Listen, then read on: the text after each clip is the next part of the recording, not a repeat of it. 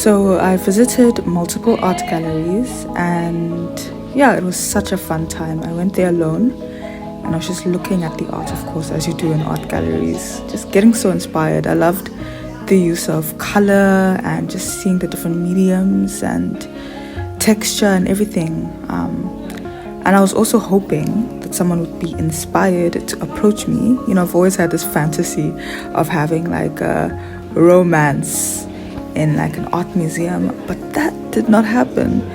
At least I was still kept in company with very, very good art. So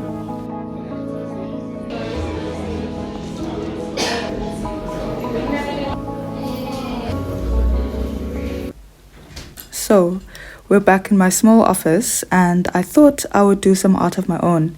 I've been doing a lot of background art lately, and yeah, coming from a character design background, I thought it would be hella difficult to get into background art, but it's been pretty fun so far.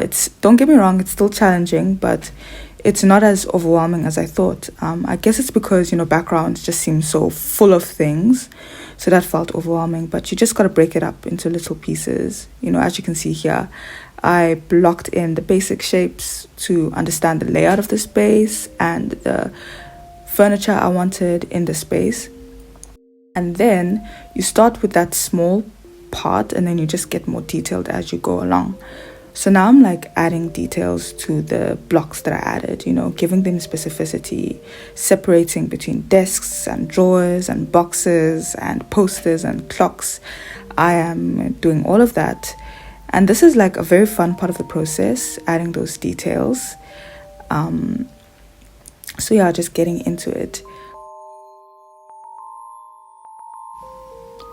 So this space, I was referencing a screen cap from the TV series True Detective. It's a very like bleak show, as you can tell by the title and if you've watched it yourself. But I still liked the space. I still liked what it represented, that mundane office space. So I just made a few adjustments and tried to lean more to the cozy aspect of the space that it could have. But yeah, that was such a very fun reference for me to use, a very good guide, but I did allow myself to diverge from the reference.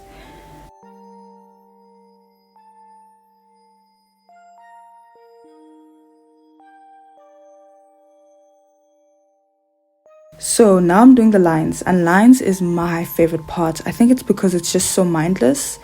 The only challenging thing is making sure that you capture the essence of the sketch, that sort of like looseness.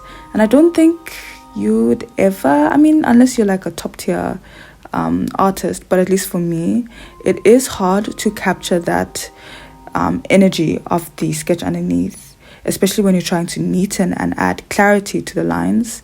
But I try. And yeah, it is my favorite part of the process. But I'm also trying to get better with color, so I don't just stop at the lines. You can see here I'm trying to figure out the color palette. I'm like, do I want it to be a bit bright and cheerful, or do I want to keep it mundane and blue? I decided for the latter because that's how I intended, that's how I had imagined the office space when I initially drew it. So I stuck to that initial goal.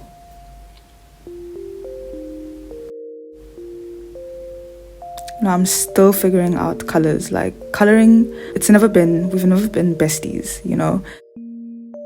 I always preferred sketching and drawing instead of coloring, so it is very uncomfortable. It's a process that I get lost. I don't know what I'm doing, but I try. I also, looking back at this piece, I imagined it a bit more glossy. I don't know how to describe it, but just like glossy, sleek, fancy office. I wasn't really imagining the more